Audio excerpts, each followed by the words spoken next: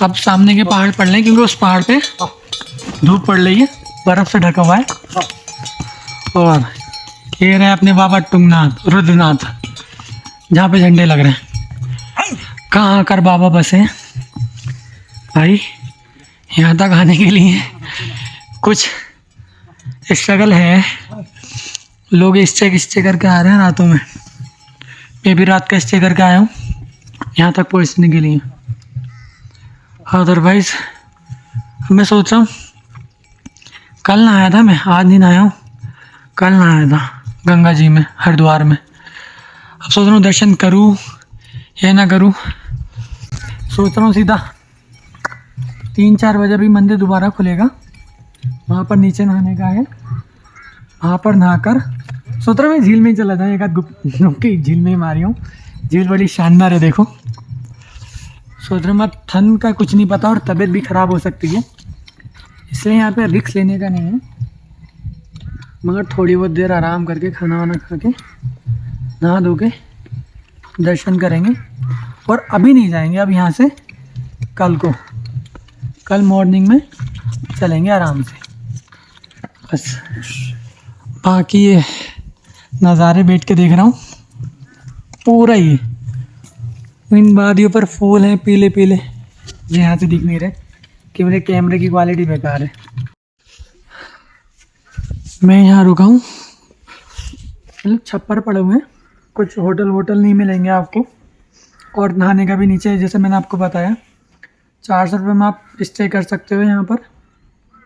सही है। आपको रात का खाना देंगे और फिर सुबह को आप दर्शन करके यहाँ से चले जाओ। इतना है बस, और ज़्यादा नहीं है।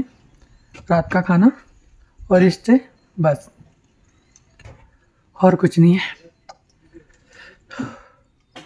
बाकी अभी तक उल्टी सीधी सांसें आ रही हैं, थोड़ा दिल घबरा रहा है मेरा, इसी वजह से मैं दर्शन करने नहीं जा रहा। इतनी हड़बड़ी में दर्शन नहीं करना मुझे। मैं आराम से आया हूँ, घर से आराम से निकला था, मुझे कोई जल्दबाजी नहीं है। लोग आ रहे हैं, लेकिन मानो 5-5 घंटे सीधा पैदल चल के सीधा दर्शन कर रहे हैं। अब मुझे नहीं पता वो लोग नहा कर आए हैं या खा पी कर आए हैं, पता नहीं, पर वो लोग सीधा दर्शन कर रहे हैं। यहाँ से सुबह को वो निकल भी जाएंगे, और कुछ नहीं पता अभी निकले। फाइनली नहा धोकर मैं बैठ गया हूँ। अब मैं वेट कर रहा हूँ मंदिर खुलने का। मंदिर लगभग 3 बजे खुलेगा। अभी मैं थोड़ी देर मैं नीचे नहाने गया था, नहा कर आया हूँ, ठीक है। और थोड़ी सी ठंड वंड लग रही थी, तो मैंने भैया से रज़ाई ली। रज़ाई में 15-10 मिनट लेटा हूँ शरीर गर्म करने के लिए, क्योंकि मौसम देख रहे हैं, ये मौसम बारिश का मौसम हो रहा है। बस वही जो सब अभी दिख रहा था, सब दिख रहा था। अभी जस्ट 10-15 मिनट पहले सब दिख रहा था। कितनी तेज़ी से कोहरा बढ़ रहा है। वो मंदिर हो जस्ट सामने, वो वहाँ पर कोहरा आने लगा।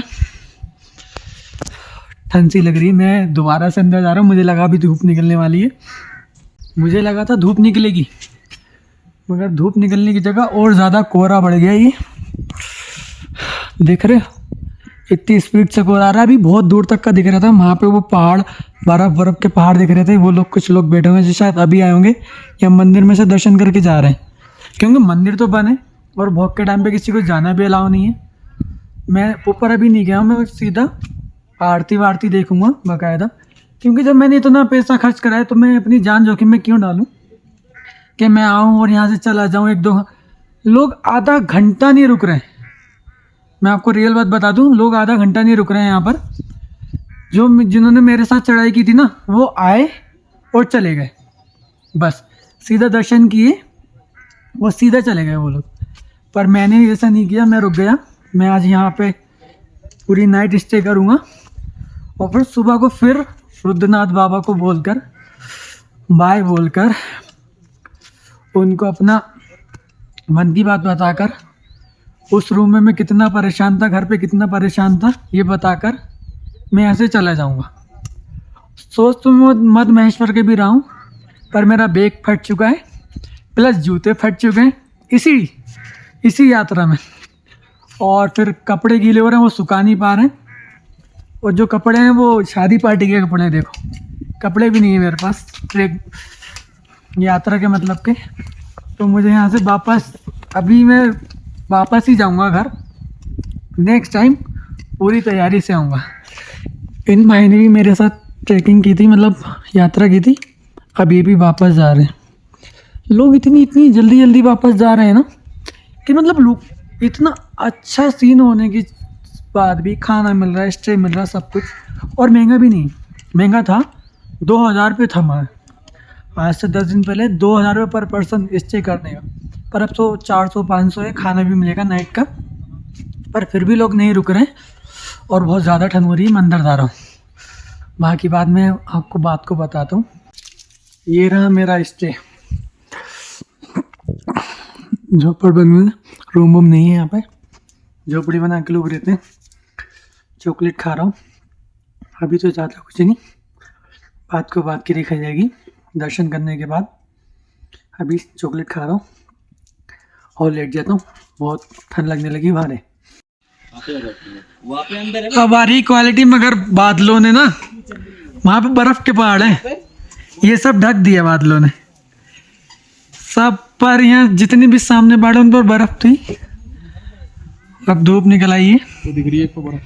हाँ वो बहुत कम दिख रही है, इतना तो कैमरा भी सही नहीं है मेरा, आईफोन बंद पड़ा हुआ है। ये तो इमरजेंसी के लिए मैं लाया था कि कॉल वॉल में काम आएगा। इसके चारों तरफ इतने छोटे से मंदिर के लिए यकीन मानो लोगों ने 20-20 किलोमीटर का ट्रैक किया है। और अगर आप देखोगे नॉर्मल मंदिर है, मगर ट्रैक इसका आपको जो मिलेगा ना, बिल्कुल ऐसा लगेगा स्वर्ग में आ गए हो भाई, स्वर्ग। हाँ बहुत जगह है, बहुत अच्छी अच्छी। अगर थोड़ी और गर्मी होती तो आदमी वहाँ भी नहाने जाता, वो जो ना थोड़ी छोटी सी झील अलाउड नहीं है। हाँ अलाउड नहीं है। वो अभी आ रहे हैं, पब्लिक बहुत आ रही है, अभी सामने दिख रहे हैं लोग, दिखेंगे भी नहीं। फिलहाल अब कैमरे की क्वालिटी सही हो गई है थोड़ी बहुत, और धूप निकल आई है, अच्छा है। वेट करते हैं मंदिर खुलने का, दर्शन करेंगे फिर, है ना। ये वाले पत्थर के दूसरों की रीलों में देखे थे, मिट्टी से बने हुए हैं, आज खुद रियल में देख रहा हूँ, पहली बार रियल में देख रहा हूँ। बाकी तो मैंने लोगों को रील में देखे थे, बस आज अपनी खुद आंखों से देख ली, बहुत अच्छा लग रहा है। फाइनली और ज़्यादा मौसम क्लियर हो गया, मॉर्निंग से भी ज़्यादा क्लियर हो गया है। कितने सारे पहाड़, बर्फ वाले पहाड़ दिख रहे हैं सामने,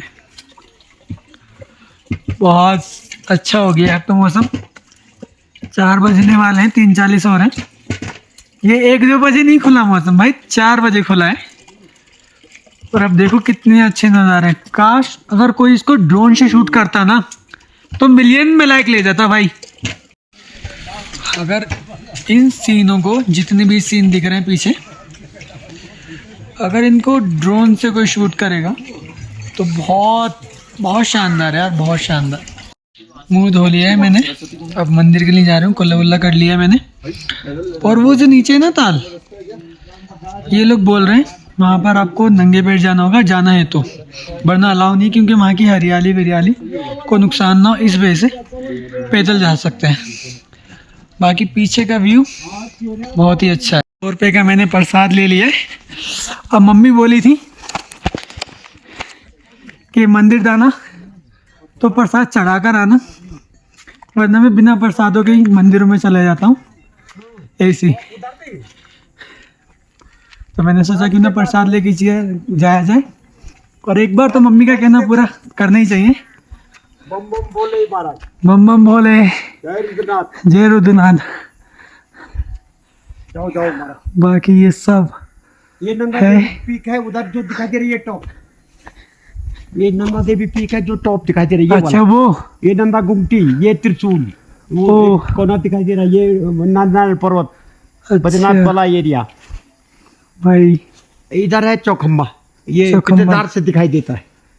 सभी केदार घाटी है ना? ये केदारखंड में आते हैं सारे केदार, सब केदार खंड में आते हैं। ये ऊपर दिखाओ भगवान ऐसे उसमें सजे हुए हैं, मखमली बुग्याल की ढकी गुफा। ये इसके अंदर है भगवान अभी गुफा में, जो आप देखेंगे ना। हाँ हाँ। ये बुग्याल होती है, बुग्याल घास के अच्छा। गुफा के अंदर है भगवान। अच्छा। जो कहते हैं कि एकानंद चतुरानंद पंचानंद राजे, एकानंद रूप में रुद्रनाथ में है चौबोली की, चतुरानंद में नेपाल के पशुपतिनाथ में, पंचानंद में इंडोनेशिया में। अच्छा, हिस्ट्री बताओगे मुझे थोड़ी सी?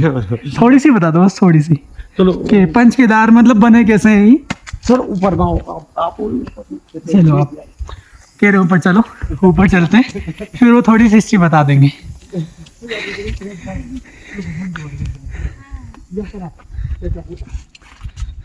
ये हाँ थोड़ा वो बताइए, आप क्या पूछ रहे हैं, बोलो। पंच केदार बना कैसे? ये जैसे पूरे भारतवर्ष में भगवान शिव के मुख्य दर्शन चमोली के रुद्रनाथ में होते हैं, हाँ। चतुरानंद रूप में नेपाल के पशुपतिनाथ में होते हैं, पंचानंद में इंडोनेशिया में। ये तो भगवान के 5 रूपों में है, जो आरती संग्राम में है। एकानंद चतुरानंद पंचानंद राजे, ये तो आपकी बात समझ में आई। मेरी तो 60वीं यात्रा है ये। 60वीं? 9 वर्ष से आता हूँ, अपना अनुभव शेयर करूँगा आपके साथ। अच्छा। ये जैसे पंच केदारों में प्रथम केदार केदारनाथ में भगवान शंकर का ही पीठ वाला भाग, हाँ पीठ है। द्वितीय केदार मधमेश्वर नाभि हृदय पीठ का भाग है। हाँ। तृतीय केदार तुंगनाथ में भुजा है, रुद्रनाथ में मुख है, और कल्पनाथ में, अच्छा यहाँ पे मुख है। हाँ कल्पनाथ में जटा है। अच्छा ये तो कल्पेश्वर बोलते हैं उनको। है। आप रुद्रनाथ में आई है 5 पवित्र कुंड में। फर्स्ट में नारद कुंड, भगवान से 200 मीटर दूरी पर सरस्वती कुंड, सरस्वती कुंड से 1.5 किलोमीटर नीचे भोजपत्र के घने जंगल के बीच में मानस कुंड। अच्छा। इधर वहाँ से आधा किलोमीटर दूरी पर यहाँ जंगल के बीच में बैतरी कुंड, जहाँ पितरों को वो जो सामने जो है ना इधर है बैतरी कुंड, जहाँ पितरों को तर्पण दिया जाता था पहले। ये सूर्य कुंड है। हाँ ये सूर्य कुंड है जस्ट सामने। इसको ज्योति कुंड भी कहते हैं। अच्छा। यहाँ पर पर्वों पर ज्योति जलती है। सावन का अमावस्या, दिवाली पर्व हो, महाशिवरात्रि पर्व हो, यहाँ ज्योति जलती है, पर आम आदमी को नहीं दिखाई देती, भक्त और भगवान को। ऐसा है महाराज। और यहाँ जो यहाँ पर पितृधार को पितृधार इसलिए कहते हैं, हाँ। हमारे बूढ़े बुजुर्ग दादा परदादा कहते थे, हाँ। कि 12,500 फुट की ऊंचाई पर, लोकल चोटी में बड़ी चोटी है, हाँ। और यहाँ पर 10.5 पर भगवान जी है ऊंचाई पर, हाइट में। अच्छा। तो सारे पितृ इकट्ठा होकर स्वर्ग लोगों को गए थे, इसलिए इसका नाम पितृधार है। हाँ जो ये रास्ते में पड़ता ये है। भी कहते थे हमारे बूढ़े बुजुर्ग दादा परदादा, जब भी रुद्रनाथ तीर्थ याद है पत्थर सिला रखे, जो भी स्वर्गवास हुए। मेरे पिताजी फराणा सिंह नाम निकालिए, मेरी दादी, मेरे दादा, मेरे भाई, मेरे बंधु, जो भी परिवार से स्वर्गवास हुए। उस समय तो बीच के नहीं थे, अब तो रोटी दे देते कौवे। कौवे के रूप में अभी भी पितृ आते, अभी आज के दिन में। अच्छा वो जो सामने जो है वो सामने। जहाँ पितृधार, अच्छा। जहाँ से आप आइए, जहाँ से डर लगता है। हाँ। तो ये है महाराज। तो वहाँ पर हम तीर्थयात्रियों को यह सुझाव दे रहे हैं, जो भी आप खा रहे हैं ड्राई फ्रूट बिस्किट अपने पितरों के नाम पर वहाँ पर, अच्छा वहाँ पर अभी भी पितृ के रूप में वहाँ पर दान कर दें, थोड़ा सा चढ़ा दें। वहाँ गंदा न करें, बिल्कुल नहीं। अच्छा। और रैपर, कुरकुरे के रैपर, ये पॉलीथीन वहाँ न फेंकें, अपनी प्लास्टिक की बोतल अपने साथ ले जाएं, वहाँ गंदा बिल्कुल न करें। अच्छा। और जैसे शीतकाल में यहाँ से भगवान की डोली गोपीनाथ मंदिर में जाती है, जहाँ भगवान शंकर गोपी के रूप में आए। हाँ गोपेश्वर। हाँ इसलिए इसका नाम गोपीनाथ है, गोपी। और उसी गोपीनाथ से उस शहर का नाम भी गोपेश्वर पड़ा। अच्छा। अभी आप देखेंगे भगवान बाएं झुके हुए हैं, अंदर देखेंगे जब अभी सजे हैं हाँ। भगवान। नीचे नारद जी देखे होंगे अपने बाएं झुके हुए। तो ये दोनों आपस में वार्ता कर रहे हैं, बातचीत कर रहे हैं। अच्छा नारद और भगवान। बातचीत कर रहे हैं। इसी के साथ बम बम बोले। इनको बहुत सारी हिस्ट्री पता है पंच केदार की।